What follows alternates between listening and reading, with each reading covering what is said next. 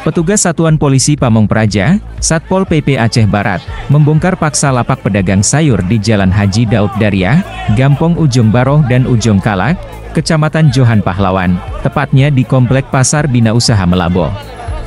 Pedagang dituding tidak patuh, meski telah berulang kali diingatkan petugas agar tidak berjualan di lokasi dimaksud.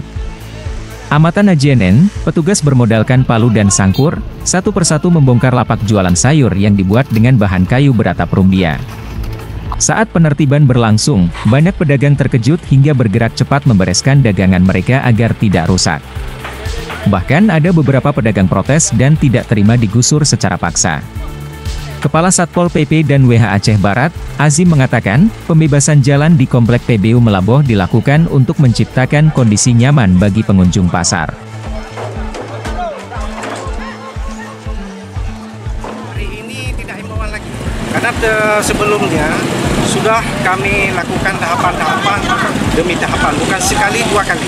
Sudah pernah disurati, Pak? Sudah disurati, sudah koordinasi sama mereka, dan mereka sudah berjanji sendiri mau pindah, ternyata nggak pindah juga.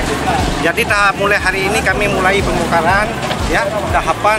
Mungkin hari ini sayur aja dengan pembongkaran pedagang, beberapa pedagang yang di dekat jembatan, ya dekat jembatan. Kemudian nanti sampai hari Sabtu baru finishing habis. Jadi tidak pandang bulu. Habis kami masukkan karena tempat sudah disediakan.